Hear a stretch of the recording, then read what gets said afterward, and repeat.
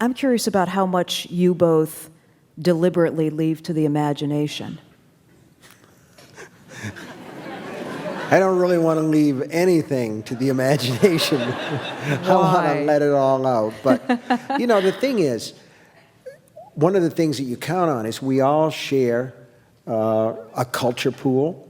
We all share a myth pool. We all have certain ideas that we share in common. That's one of the great things about community, is that we have that shock of recognition that comes over us time and time again. So that if I say, I'm looking inside my head right now, if I say I'm seeing a guy in a Ford F-150 pickup truck, it's blue, it's got a little rust around the rocker panels, and it's got that gray Bondo stuff on the headlights, and he's wearing a straw hat, and he's got his radio on, he's got a white t-shirt with the things, the sleeves rolled up, and he's listening, this is the detail, he's listening to Travis Tritt on the radio. See, you laugh because now we all know that guy, right? What? We've all seen that guy. We might have gotten our butts kicked by that guy in a bar. What do we know about that guy because he's listening to the music? Why was that the detail? It's like if you have to explain, you're never going to get it. It's just... I don't listen to Travis Tritt. But see, 100 years from now, there'll be a footnoted edition of that guy explaining exactly, everything about it. Well, that's it. Okay, you can get, the annotated books. There's the annotated Alice in Wonderland, and there's the annotated Sherlock Holmes, and the annotated Dracula. But doesn't it kind of take some of the fun out of it? Well, you don't read the annotated version until you've read the real thing about 15 times. True that. That's true, yeah. Audrey, details left to the imagination. How do you feel about that? Well, I'm really kind of into ambiguity myself.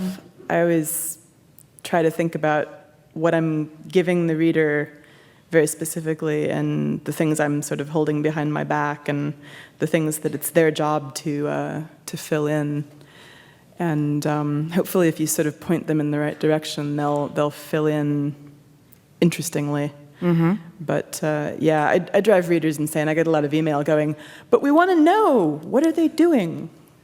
And it's like, well, if I was going to tell you, I would have told you. Mm-hmm. When you're saying you hold things behind your back, is that more about character, or is that more about how the plot's developing? It's generally about plot.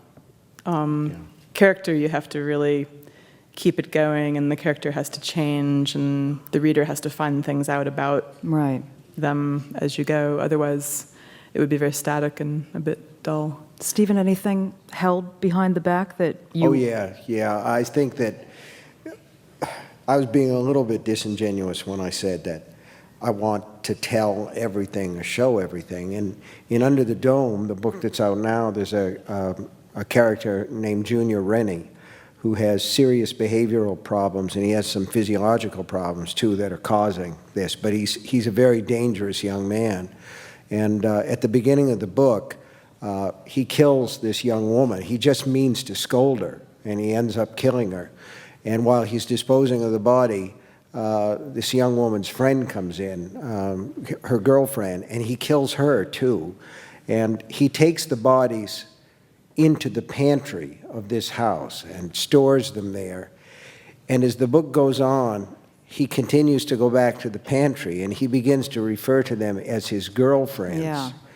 Well, I don't think we really want to go. I want to leave anything about those interludes in the pantry to the reader's imagination. Thank you for that. But on the other hand, I want to say something else about that too, though.